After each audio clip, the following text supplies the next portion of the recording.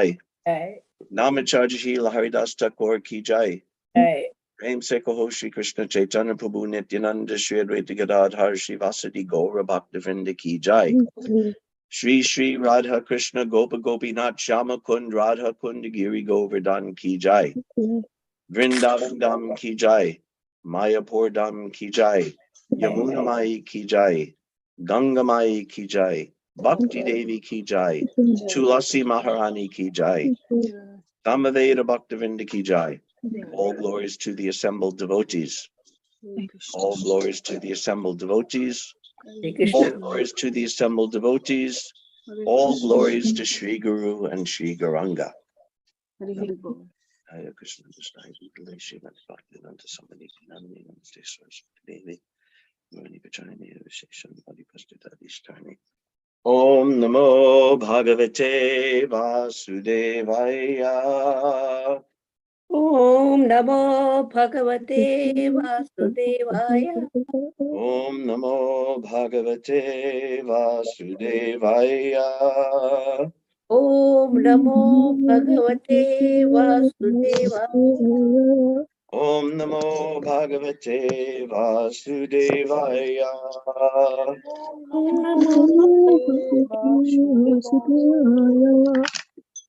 Reading from Srimad Bhagavatam, Canto 1, The Creation, Chapter 17, The Punishment and Reward of Kali, and today we're reading text 43 and 44. We'll do 43 together. Sa esha etar yadyashta asanam parthivochitam pitamaheno ragya ranyam vivikshata. Sa esha etar yadyashta asanam parthivochitam pitamaheno ragya ranyam vivikshata. Sa esha etar yadyasta asanam parthivochitam pitamahen upanyastam ragyaranyam vivikshata. Everyone can chant, please.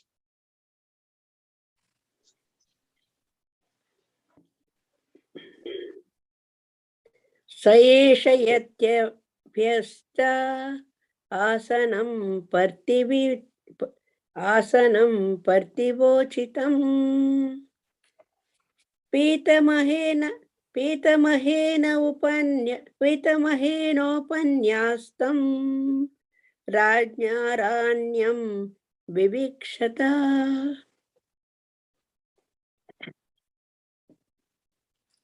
Hare Krishna. Hare Krishna. Shoyasho etorhi dhyasto ashanam parthivo chitam itamohena panyastam raggarannam vibhikshata. Hare Krishna. Sa esha etaryadhyasta asanam parthivochitam pitamahena panyastam rajaranyam vivikshata. Hare Krishna. Sa esha etarhya adhyasta asanam parthivochitam pitamahena upanyastam ragyaranyam vivikshata. Hare Krishna. Thank you.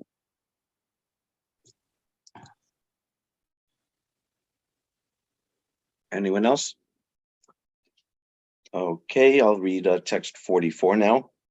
Aste Duna Sarajarshi Koravendra Shiolasan Gaja Vaye Mahabagash Chakravarti Brihatrava.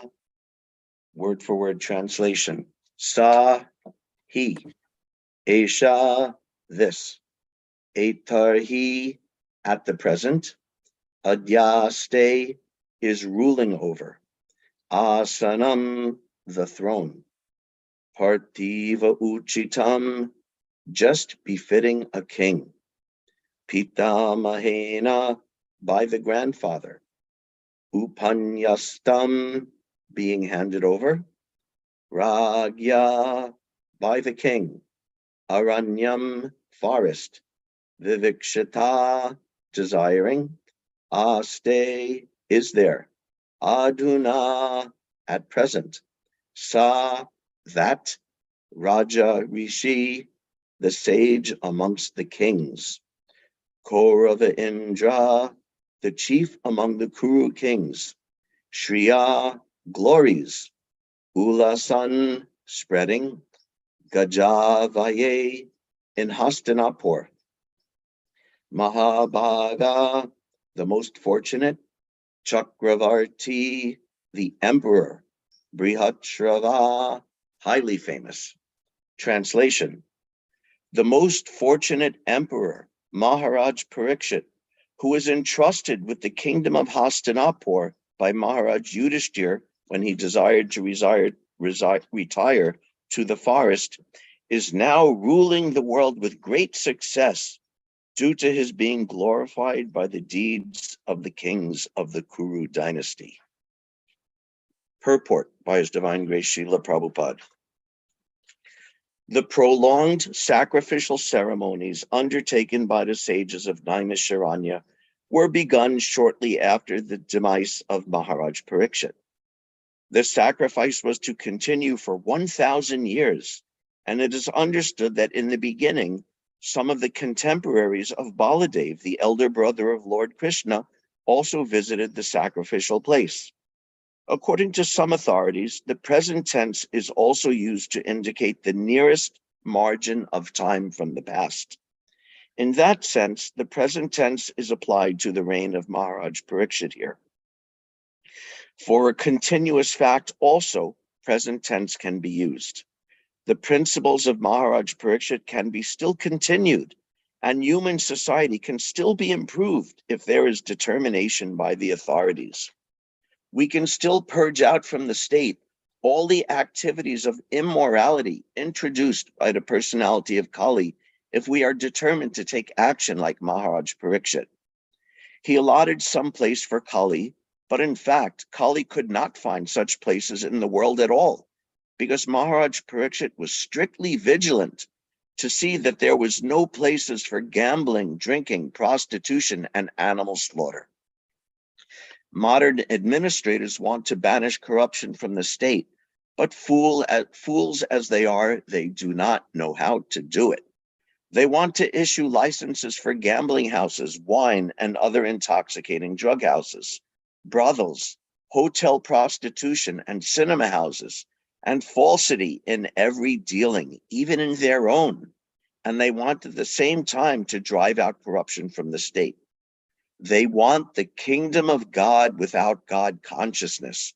How can it be possible to adjust two contradictory matters? If we want to drive out corruption from the state, we must first of all organize society to accept the principles of religion, namely austerity, cleanliness, mercy, and truthfulness. And to make the condition favorable, we must close all places of gambling, drinking, prostitution, and falsity. These are some of the practical lessons from the pages of Srimad Bhagavatam. Sa esha etar yadyasta asanam partivochitam pitamaheno panyastam ragyaranyam vivikshata asteduna sarajarshi koravendra shiolasan Gajavaye Mahabhagash Chakravarti Brihatrava. The most fortunate emperor, Maharaj Parikshit, who was entrusted with the kingdom of Hastinapur by Maharaj Yudhishthir when he desired to retire to the forest, is now ruling the world with great success due to his being glorified by the deeds of the kings of the Kuru dynasty. Nama Om Vishnu Padaya Krishna Pashtaya Bhutale Srimate Bhaktivedanta Swaminiti Namine Namaste Saraswati Deve Gauravani Pracharine Nirvishesha Shunyavadi Paschata Deshatarine. So Maharaj Parikshit, he was so great in his own right, but also his lineage was so great. We've discussed this many times about Maharaj Parikshit coming in line from his great father, who didn't live to see his appearance, and his grandfather, Arjuna, and the Pandavas, and even going back to Lord Krishna himself, who was an ancestor in the great Yadu dynasty. And he was handed this amazing, wonderful kingdom that his predecessors had started and grown and developed, and he received that. And it was his duty to rule following in their footsteps, to maintain and increase what they had given him. And Parikshit, being so fully qualified, was able to do that. And one of the ways he did that was by chastising the personality of Kali, expelling him, first threatening to kill him, then having mercy and simply expelling him from his kingdom. And within his kingdom, by positively propounding these religious principles, and on the negative side, restricting the corresponding sinful activities. So this is how great Maharaj Parikshit is, how powerful Maharaj Parikshit is, and how determined he was to do his duty.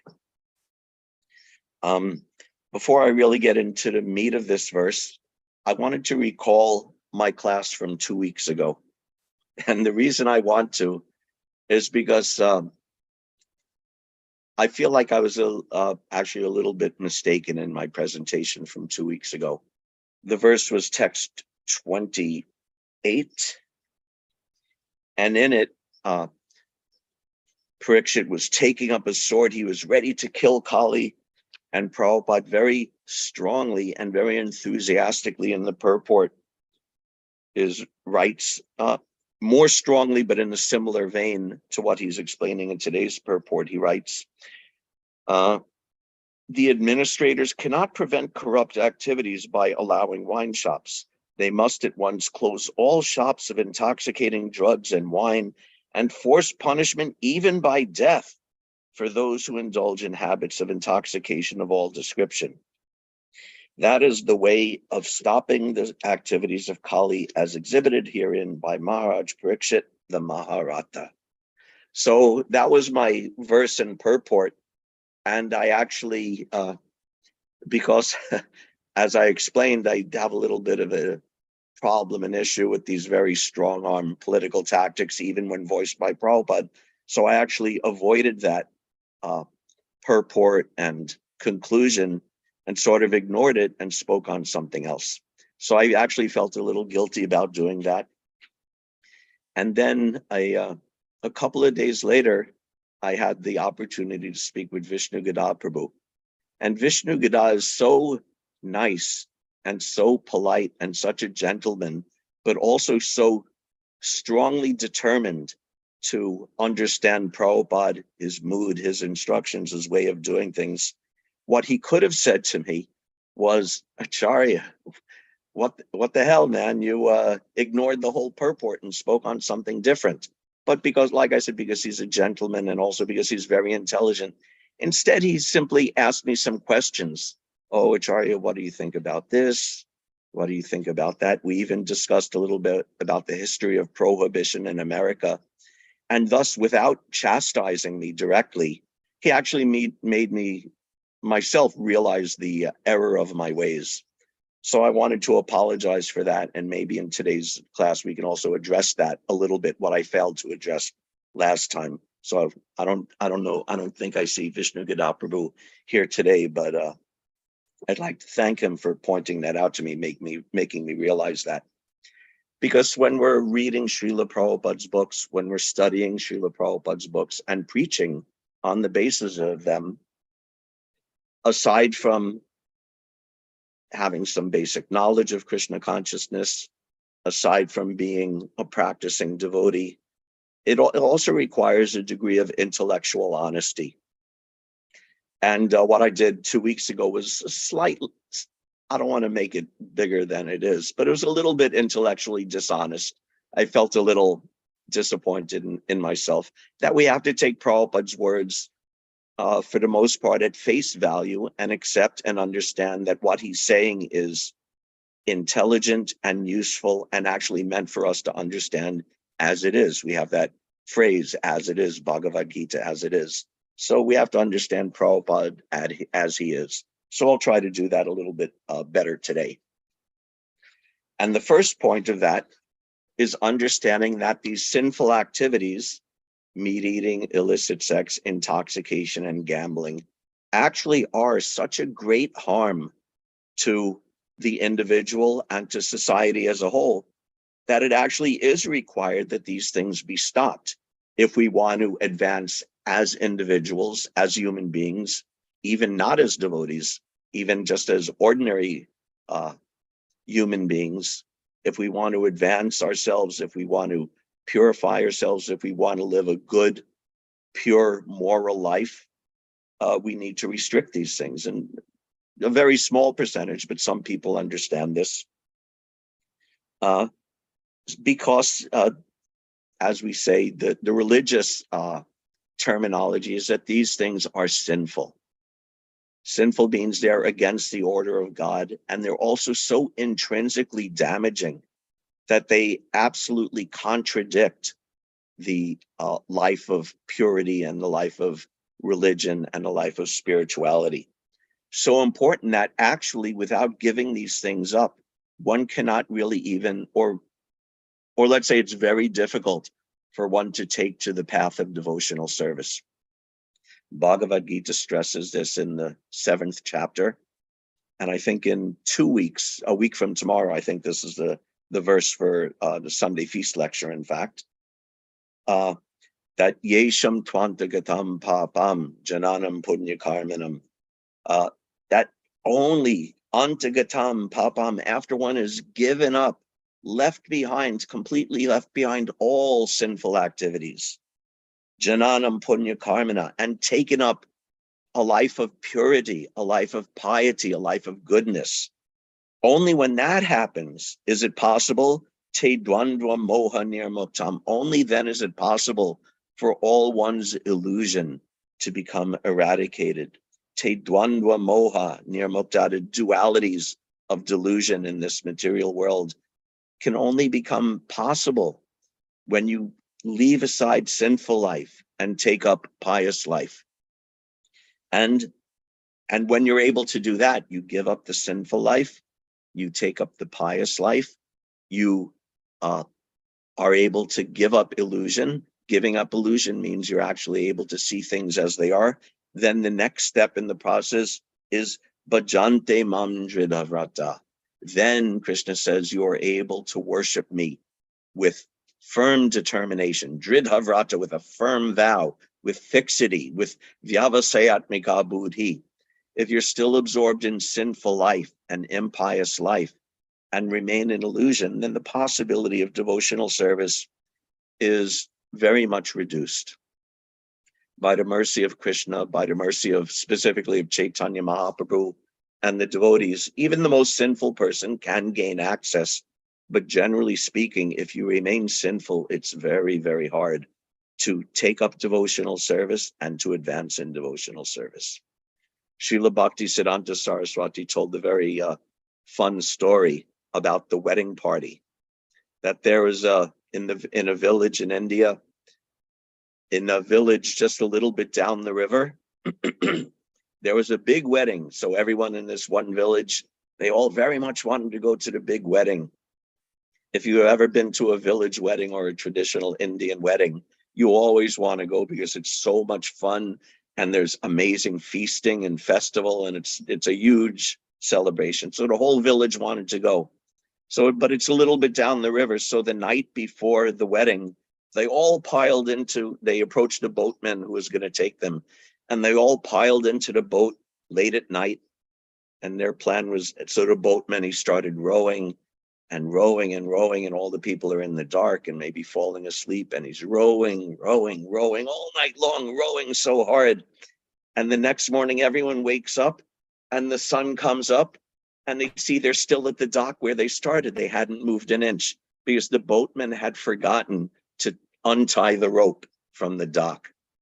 So this is what happens if you're performing devotional service, but you're clinging to sinful life. You're clinging to materialistic life. This is what happens. What's that? We say in the morning program that even Tabutana Paya Krishna Pare Premadana. How does that start? That even if you go on chanting for many lifetimes, if you're riddled with offenses, you won't be able to attain the goal of that chanting, which is love of Krishna. Bahu Janma Karayade Shravana Kirtan. Yes, that's it. Thank you very much. Bahu Janma, many lives. Bahu Janma Karyade Shravana Kirtanam Tabutana Paya Krishna Pare Premadana. That even many lives you can chant, or many lives you can go through the activities of devotional service. But if you remain engrossed in sinful life, very, very difficult. First of all, difficult to take up devotional service. And then even if you take it up externally, it's very difficult to really enter into it deeply and really gain the fruit of it. So therefore, yesham twantagata pamam, how important it is to give up these sinful activities, and therefore how justified Parikshit Maharaj was in restricting those activities. Actually, the verse before that says, Icha dvesha samutena dvandva mohena bharata.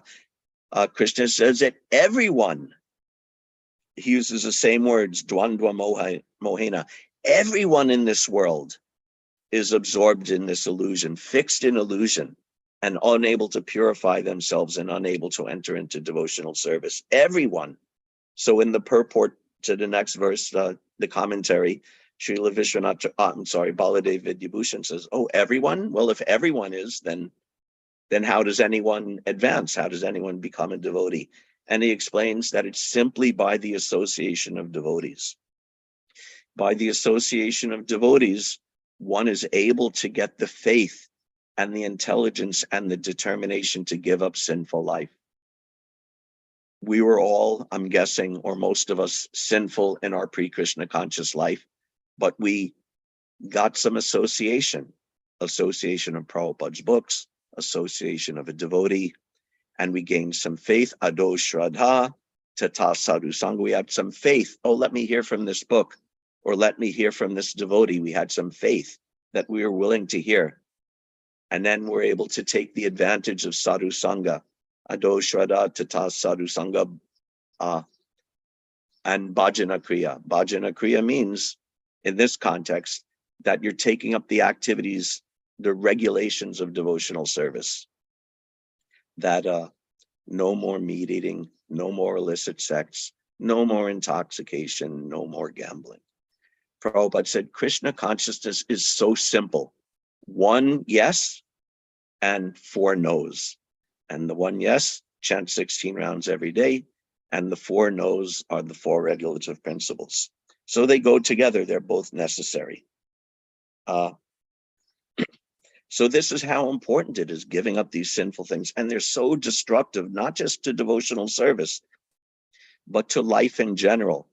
The amount of pain and suffering and expense to society, both expense in terms of social disturbance and even measured in dollars, caused by alcohol and drugs and intoxication and meat eating and the violence that it leads to, and illicit sex, causes so much disturbance in society, such a cost to society, to the peace of society, that in a kingdom like Maharaj Parikshit, Maharaj Yudhishthir, they felt it important enough that these things absolutely have to be restricted.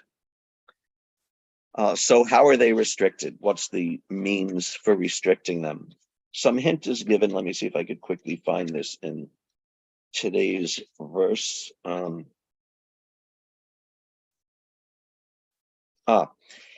the end of today's purport.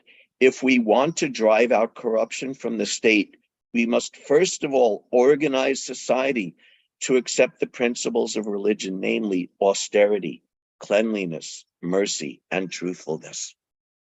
So as there are 4 sinful activities, there are 4 corresponding principles of religion.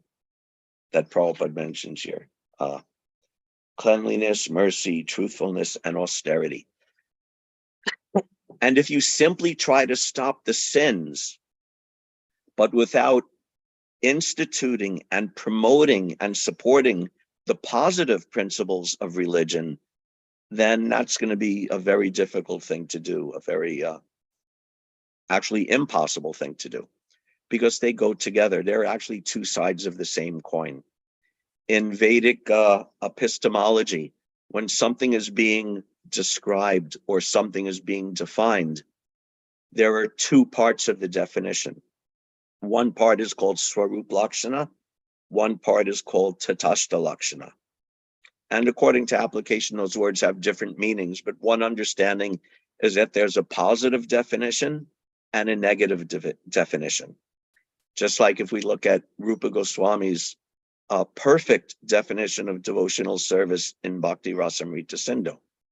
He has he starts off with the Tatashta Lakshana, the negative definition of what is pure devotional service. What is pure devotional service? Here's what it's not. Anyabhilashita shanyam. It is not full of other material desires. Jnana karma dhyanavartam.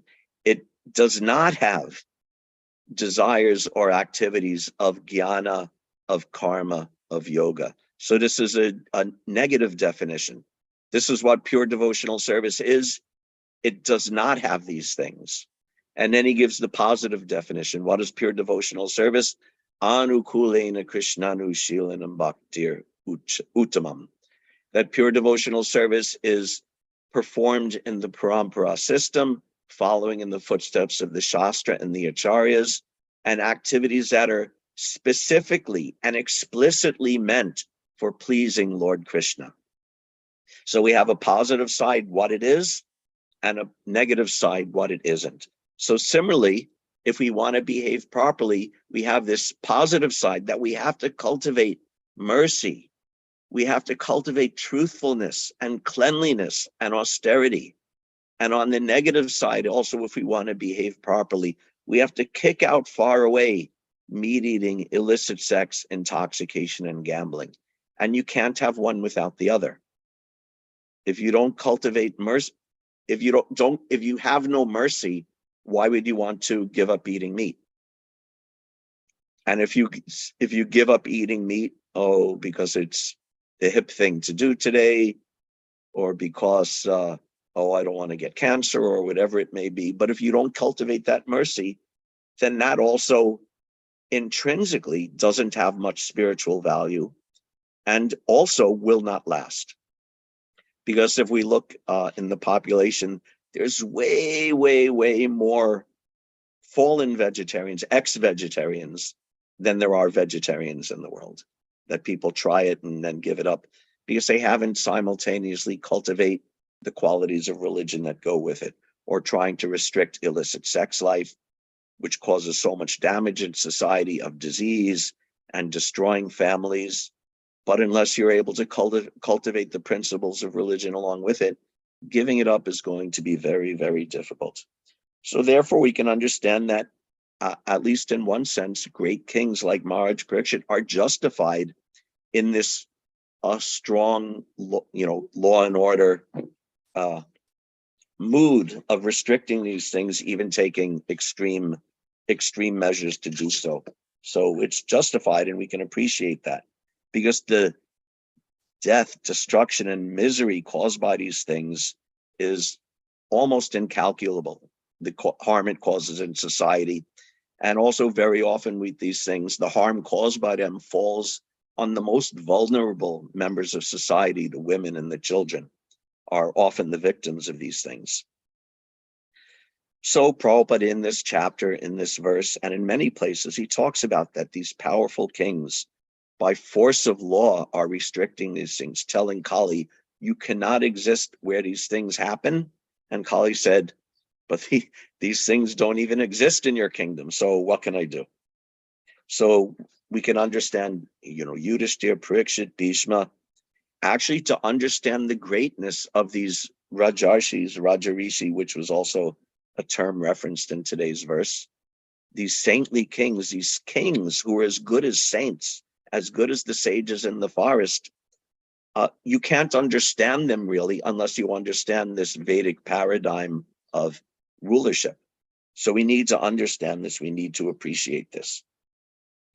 Prabhupada said they wanted the kingdom of God. People today, they want the kingdom of God without God. So they want to eliminate corruption. But first of all, they don't even know what the corruption is. That there's, aside from the corruption, you could say the ordinary corruption that, oh, if I donate to you, Mr. Senator or legislator, if I make a donation to your campaign, you'll vote the way I want you to so that my business can go well. That's one kind of corruption. But simply the existence of these sinful activities in society, this is the base corruption that all the other corruption springs from. So these great kings were able to control that and restrict that very strongly. And yet there's the other side also, that there are practical considerations. There are questions of Kaladesh Pacha, that according to a different time, according to a different place, according to different circumstances or different persons, things will be enacted differently.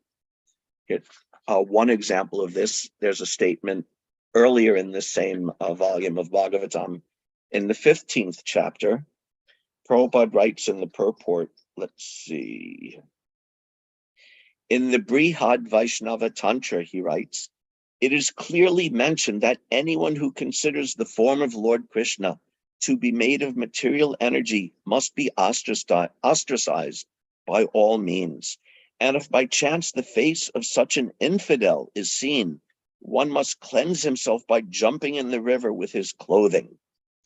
So this is the injunction, that if there's a Pashandi, if somehow or other, by some, odd chance, a very remote chance, you happen to cross paths with a Pashandi, just looking on their face is so impure, so contaminating, that the only solution is to run and jump in a sacred river and purify yourself. But the problem is, the second you step out the door, you see nothing but the faces of Pashandis all day long, on the street, on the road, at work. Everywhere you go, you see nothing but the faces of Pashandis, of offenders who either don't believe at all in God or don't believe at all in Krishna, or think that Krishna is some material idea or some material person. And the injunction is there. You jump in the river, but number one, there's no sacred river. You jump in the Schuylkill, you may end up more contaminated than before you jumped in. So there's no sacred river, first of all. Second of all, because we're in society and trying to preach in society and interact in society for the sustenance and the advancement of Krishna consciousness, as well as for our practical livelihood, we can't really do that. And if we did that, it would be almost crazy. So it's an injunction, and we understand that injunction. And it teaches us something so valuable, to not become entranced by the attractive features or the fun talks or the casual society of these offenders. And we may not be able to, or we shouldn't even, just run away and jump in the river, but still the lesson is there. So similarly with these great kings, doing that today, killing the drug users, may not be possible, may not be a good idea, may even be counterproductive in modern society, but we still have to learn that lesson. Just like violent crime. Violent crime is a terrible, terrible thing. So New York City had a plan, we want to stop violent crime. So they instituted this procedure called stop and frisk, where they would either randomly, or if someone looked suspicious, they would just, no one had done anything wrong. There was no crime committed. There was no offense done, but they would just pull someone over and stop them, frisk them and search them and hassle them and give them a hard time.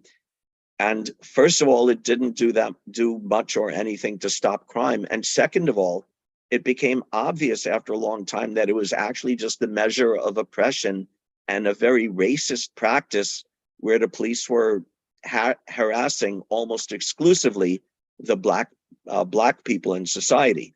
So this is, if you try to artificially institute the strong arm tactics of Maharaj Parikshit, but without the integrity and without the religious principles and without being the Rajarshi like Maharaj Parikshit, then it becomes corrupt. Or you want to stop drugs. We all want to stop drugs. Prabhupada speaks so strongly about stopping it, but it's become such a tool of oppression of the poorer members of society, where the poor peoples get worse sentence than wealthy people or white people who perform the same crimes. So what is supposed to be a good thing simply becomes a means of oppression and counterproductive. So that doesn't mean we accept illicit drug use or drinking or any of these things. We know they cause a harm in society, but how to stop them has to be done intelligently. And therefore, Srila Prabhupada also explains that. Well, actually, before we get to Prabhupada's words, first of all, the government is not going to do it, because the government leaders are directly engaged in these activities, or they're profiting from these activities. So they're not going to stop the slaughterhouses. They're not going to close down the prostitution or the exploitation of women, because they're the worst exploiters of them all in most cases. So they're not going to do it. And second of all, even if they wanted to do it, even if they tried to do it, like the example I gave of the so-called war on drugs or stop and frisk in New York, it'll become corrupted and become not a tool of purification, but a tool of oppression. And another point which Prabhupada brought up is that if something is a mass movement and very popular, that even if you make a law against it, you won't be able to stop it. Prabhupada, it was very humorous actually. Prabhupada was telling the story once of Chand Kazi, and how Chand Kazi made a rule, no more kirtan, and his policeman smashed the Mridanga, and he made a rule, no kirtan. But Lord Chaitanya came out with thousands and thousands and thousands of people doing kirtan. And Prabhupada said that even when there's a law, but if against something, but if there's a mass movement and everyone's doing it, then the law will not be affected. And then he said, just like this Mariana movement. And then Prabhupada stopped. He said, what is that, Mariana? And the devotee said, oh, marijuana. He thought, oh yes, marijuana, just like this marijuana movement. There's laws, but everyone is doing, so the government can't do anything. So you try to stop meat eating, it won't work, because it's just too ingrained in society, just like this Mariana movement. So where was I going with that? So by material politics devoid of Krishna consciousness, it's not possible. Therefore, the real process, which Prabhupada taught in many places, including in these same verses, is that the real method has to be by purifying the people in general. Just like we look at Parikshit Maharaj, when he said Kali, okay, you could stay where there's meat eating, illicit sex, intoxication, and gambling. And there wasn't any of those places. So does that mean that Parikshit Maharaj had, jackbooted policemen at every corner of the streets and at every house, and searching houses at random, and searching people's houses? Oh, do you have any drugs or alcohol here? Are you doing illicit sex? I don't think it was like that. What he did was he supported the activities of religion, the cultivation of austerity, cleanliness, mercy, and austerity, mercy, cleanliness, and Truthfulness. And truthfulness, thank you. He supported these so strongly that naturally these things were not present in society. Then if there's some flaws here and there, then it's easy for police or society to take care of it. But because the whole society was purified, these Vedic kings, what would they do? They wouldn't oppress the people, but they would have huge yagya, and big Sankirtan and sacrifice and giant, huge prasad distribution for the whole society, so that everyone was so purified and the whole society was engaged in these religious procedures that the taste for these meat eating, illicit sex, intoxication, gambling automatically reduced. Then it becomes possible to, on a practical level, restrict it in society. And without that purification, then it's very difficult to do. So many years of the so-called war on drugs has not reduced statistically one bit drug use in America, because it's not getting at the root of the problem, that it's a social problem. It's a problem of oppressed people. It's a problem of unhappy people, of people who are not positively engaged in society. Naturally, if your life is so unpleasant and so disconnected, of course you're going to turn to drugs to try to gain some relief, some forgetfulness, some happiness in society. But if there's engagement in Sankirtan, in Krishna consciousness, in the mode of goodness, then automatically these things will naturally reduce. There's a very nice conversation of Prabhupada with, his name is escaping me, the mayor of Evanston, Illinois. I think it's in Science of Self-Realization, that conversation. He was the mayor. And Prabhupada was saying, they were talking about crime, how crime was such a problem in that area, and homelessness and all these different things, and thievery and violence. And Prabhupada said, there was one building. And he said, I see this big building is sitting vacant. You give us this building and you give us some facility of food, ingredients, and we'll cook prasad and we'll serve prasad to everyone and hold kirtan, and everyone will be purified, and this crime will reduce naturally from that. So this is the understanding. This is actually how these Vedic kings worked. They were very powerful. And when the time came to, raise your sword and punish or threaten punishment, they were certainly willing to do that. But they elevated society by supporting spiritual life, by supporting yajna, by supporting Krishna consciousness, and supporting these four principles of religious life. So this is the power of the Vedic kings. This is the difference between King Vena and King Prithu. In one sense, Vena and Prithu, they were both very intense and very powerful kings, quite ready and quite able to take up the sword and punish the miscreants. But one is a rascal and one is the greatest king of all time, because of the difference that King Vena, he was so strong against the criminals, but he was still counted as a demon, a monstrosity, who the Brahmanas ultimately had to destroy, because although he curtailed crime, he also curtailed religious principles, saying, why are you offering sacrifice to Vishnu? You worship me, you offer sacrifice to me instead. So therefore he had to be destroyed, despite being a strong king. And then there's the difference in mood between Lord Krishna himself and Chaitanya, and his appearance as Chaitanya Mahaprabhu. That Krishna, he was like that. He came and he killed so many demons. He chopped their heads off, the sword, and so many demons he destroyed, sometimes just with his finger, like that, and the head would come off. And he killed so many demons like that. But when Chaitanya Mahaprabhu came, the process was a little bit different. This is an excerpt from, this is also from Science of Self-Realization, actually. Prabhupada writes, when God incarnates, he has two missions, as stated in the Bhagavad Gita. There Krishna says, quote, whenever I appear, my mission is to deliver the pious devotees and to annihilate the demons. When Krishna appeared, he had to kill so many demons. If we see a picture of Vishnu, we will notice that he has a conch shell, lotus flower, club, and disc. And these last two items are meant for killing demons.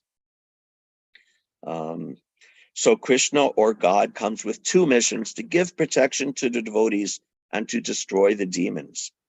In this age, Chaitanya Mahaprabhu's mission is also like that, to deliver the devotees and to annihilate the non-devotees, the demons. But in this age, he has a different weapon. That weapon is not a club or disc or lethal weapon. His weapon is the Sankirtan movement. He killed the demoniac mentality of the people by introducing the Sankirtan movement. That is the specific significance of Lord Chaitanya. In this age, people are already killing themselves. They have discovered atomic weapons with which to kill themselves, so there is no need for God to kill them. But he appeared to kill their demonic mentality. That is possible by this Krishna consciousness movement.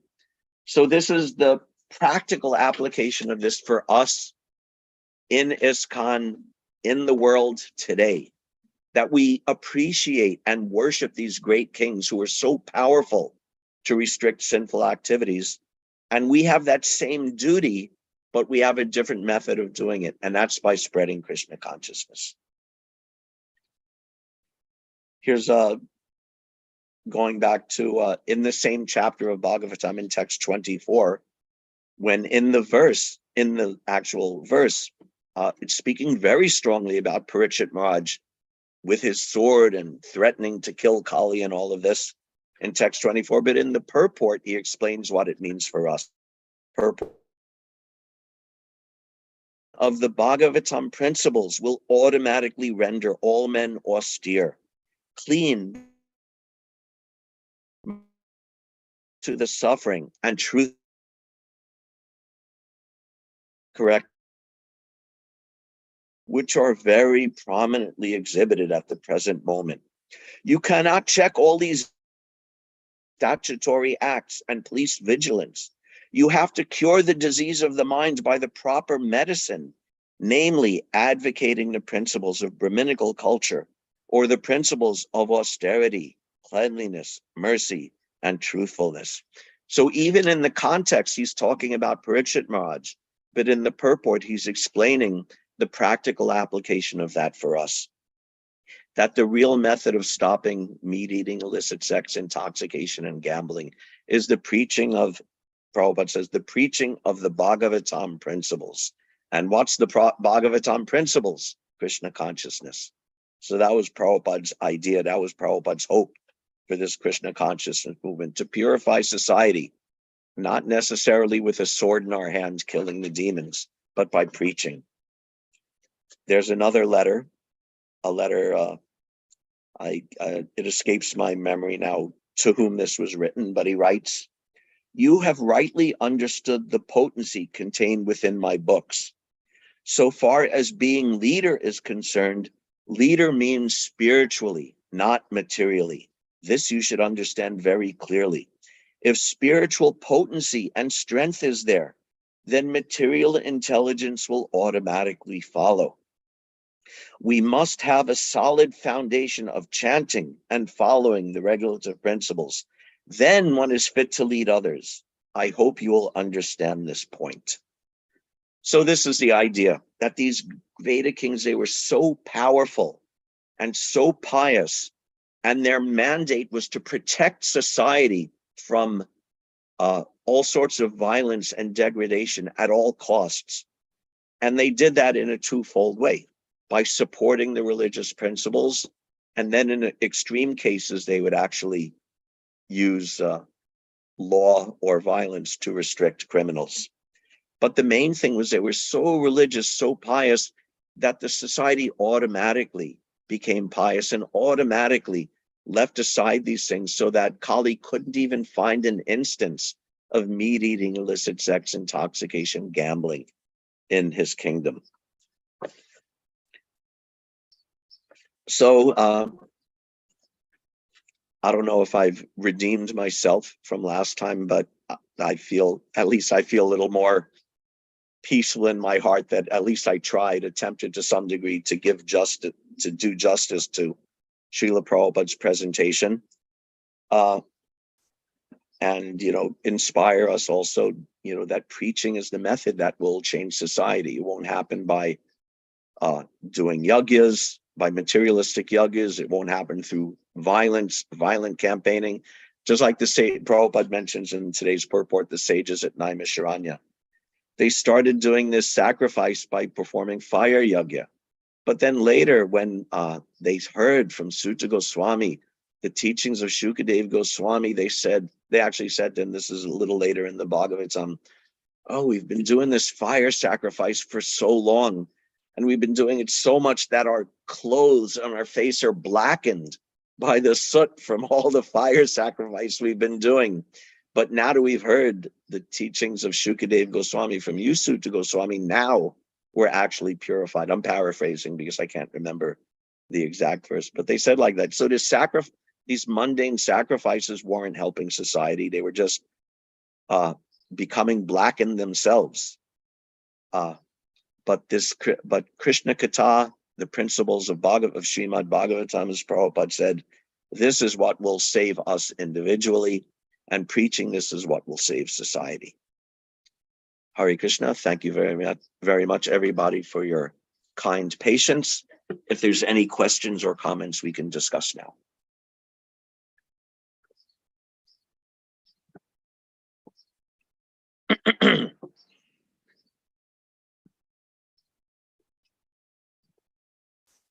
If anybody has any questions or comments, please just unmute yourself and go ahead. Thank you very much, Acharya Prabhu. Thank you. First, I also appreciated your acknowledgement of, wanting to stay true to Prabhupada's. It's very important, and I think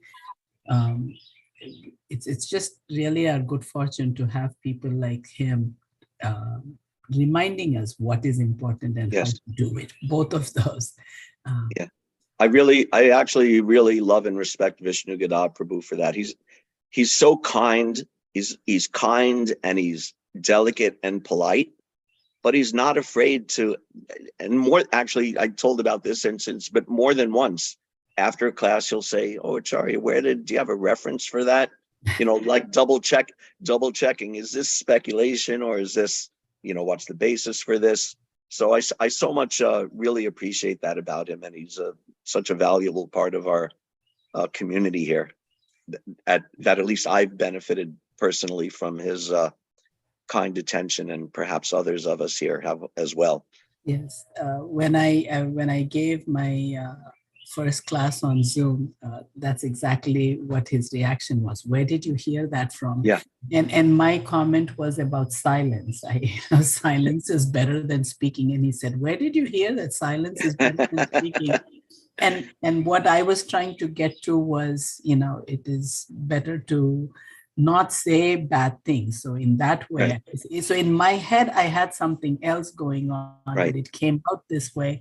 And my point is, it is so important to word everything correctly, because yes, in my mind, I'm saying this, but the audience is hearing something else. And that is why the common factor. And even yesterday, we were talking about disciple course and why that is important, because, Prabhupada is the unifying factor in all, because all of us have different gurus.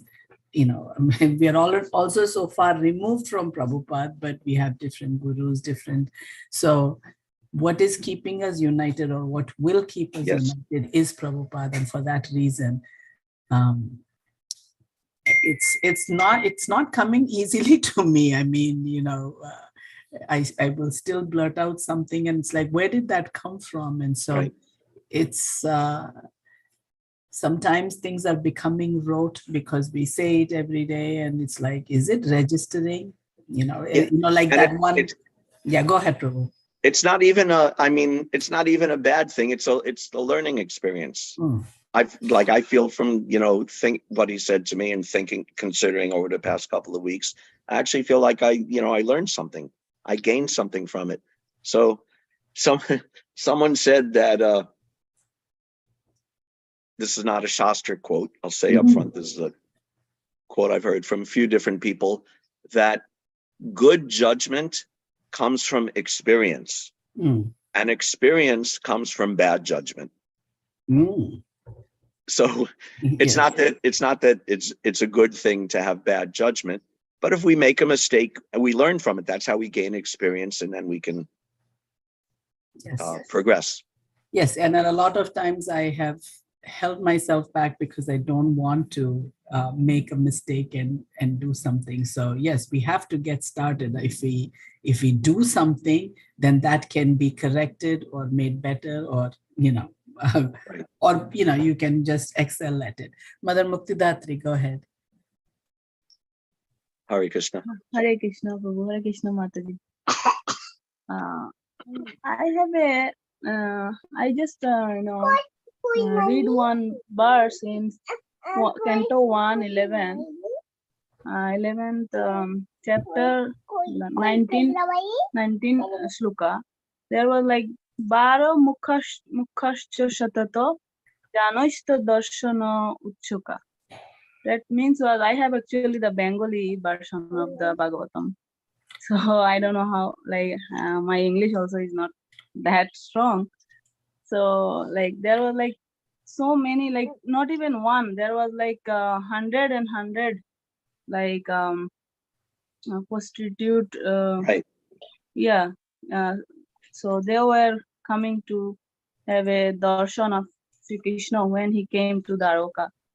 So my question is even the Sri Krishna was God, and his kingdom there was prostitution already was there. Right. Then how can we stop by the Sudra kings now? Right. That's a interesting question. I don't have a complete answer, but I'll say a few things about that in particular. One thing is that using the word prostitute, it calls to mind today like a certain image of some,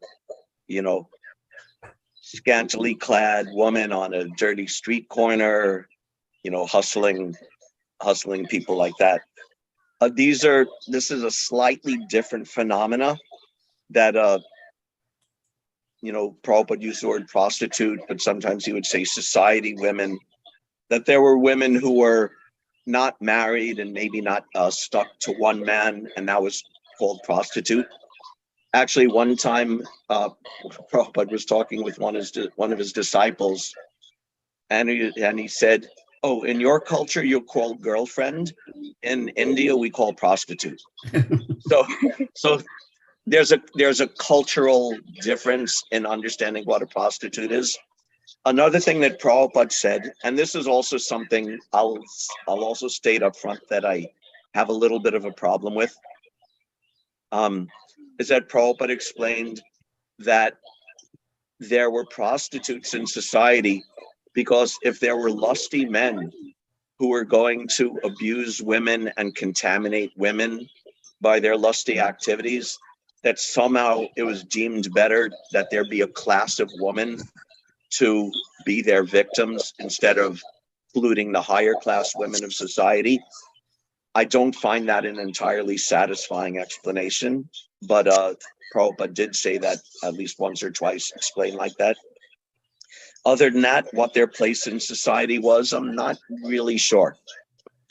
I don't know if that helped or if that just confused the issue. Yeah, but that was there in the purport. Yeah. Yeah. Yeah. And also, he does explain in the purport, right? He also says at the beginning of the purport that we may not hate even prostitutes if they are devotees of the Lord. And he says even today there are prostitutes in India who are great devotees of the Lord. By tricks of chance, one may be obliged to adopt a profession which is not very adorable in society, but that does not hamper one in executing devotional service to the Lord. So a lot of it is, the Vedic social systems and old social systems have different places for different persons that may not be fully applicable today. But at least we can understand that anyone who's a devotee of the Lord we can worship is worshipable. And also we should, if someone is in a situation like that they want to be a devotee, but they're sinful, we should also give them facility to escape that sinful life. Just like Haridas Thakur in The Prostitute, right? She was a prostitute, but he made her a devotee, and then she gave up being a prostitute. And Haridas Thakur said, "Oh, I'm living here. I'm going to leave. You take this place, and you live here and do your bhajan." Or we've also discussed a few times in the past few weeks about Mrgari the hunter, who was also so sinful, but Narada Muni preached to him and delivered him from that sinful life. So all these different things are not impediments, are not absolute impediments to being a devotee of the Lord, but some purification has to be there eventually. But it's a tricky subject. If there's one thing we could take away from it, is that we cannot transplant exactly all elements of Vedic society from 5,000 years ago to today, nor should we try to. There are certain elements of it that are very useful that we could do today, and certain elements that are not so useful today. Is that all right? Okay, Prabhu. Thank you so much. Thank you. Hare Krishna. Hare Krishna.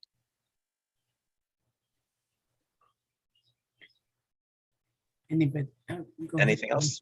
Sharachandra. Thank you for the very nice class, as usual, Prabhu. I was wondering if there's time, and if you remember, on Monday's class, you had your hand up. You were going to say something, but time ran out, so you didn't. I was wondering if you remembered what you were going to say. It'd be nice to hear. I do. It's not real. It's not relevant to what we're discussing today, but I do remember.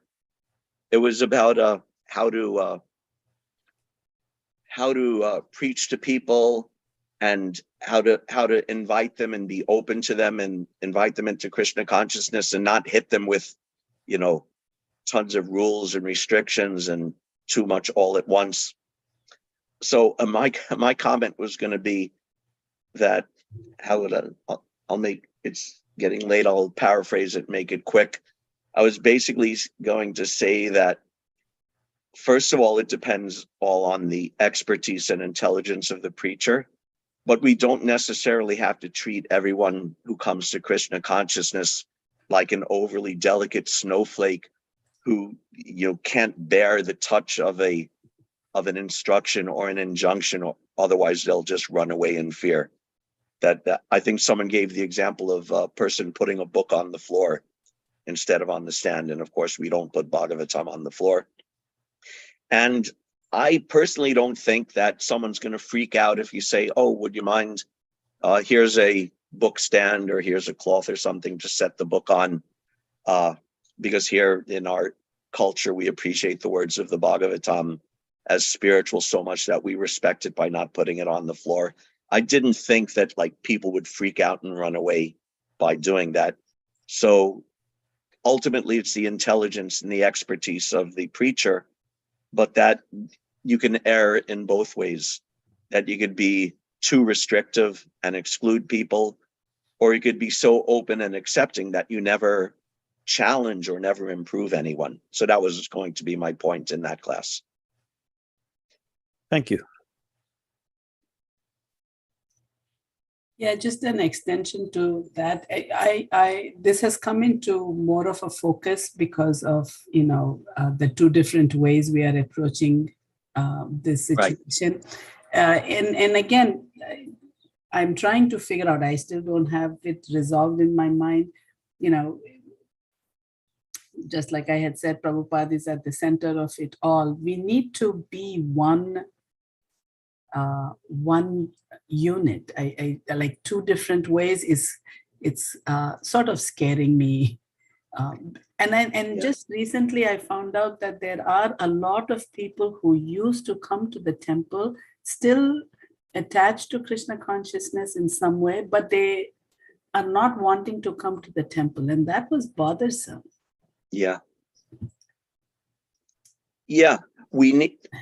It's also tricky because we want, unity and one view, but I think it's also acceptable and even healthy that there's different preaching methods and different preaching tactics. Even within our small temple, we could have different, tactics and techniques, and applying it differently to different persons. So I don't think that that's intrinsically bad. And I also happen to think that Brihad Mridanga and the other Krishna House devotees are also, they're pretty intelligent, and they're willing to talk, and they're willing to discuss. So I think discussing these things with them could be profitable. Yes, diversity Yeah. within that unity is the way to go, but to Yeah. have different units in different places is what, like those people who are not coming to the temple but are doing their own programs. That is like, within the temple, absolutely, like you said, we should have several different kinds so that we can all, and that would make it a very good place to be. Yeah. And especially you mentioned people who have been involved in Krishna consciousness and still are, but not coming to the temple. That's a huge preaching field. Yes. Just in itself, that we could be instituted, how to, figure out some way to reach out to those people, attract them back to the temple community, find out what their the reasons are for not coming, and see if there's ways, without compromising principles, of course, if there's ways to, make it easier and more comfortable for them to come back in and become active parts of the community. Just think of all, it's so nice, just so many nice devotees here in Philly, but just imagine, and even like all the disciples Prabhupada made, and so many of them went away, and just imagine if all of those persons came back. So that's a great preaching field to begin with. And you could even say like you could even almost call it like low-hanging fruit preaching, because these are people, they already know what Krishna consciousness is. You don't have to start from the very base. You just have to find out what's holding you back from engaging actively with the ISKCON community or with the local temple community. So that's a great preaching field if someone has the drive and the intelligence and the wherewithal to pursue that. Actually, there's unlimited preaching fields: preaching to students, preaching to ex-devotees, preaching to devotees who don't come to the temple, preaching to interreligious preaching, and as many people as there are, there's so many styles and fields of preaching that can be pursued. Yes, let us pray to Prabhupada to give us the intelligence and the strength to get there. Jai. Okay. Yes, I don't see any more hands up, so. Okay, thank you very much, everybody, for your kind attention. I sincerely appreciate it. I hope everyone has a wonderful day. Hare Krishna. Thank you very much, Thank Prabhu. you so much, Prabhu. Hare Krishna. Hare Krishna. Hare Krishna. Thank you.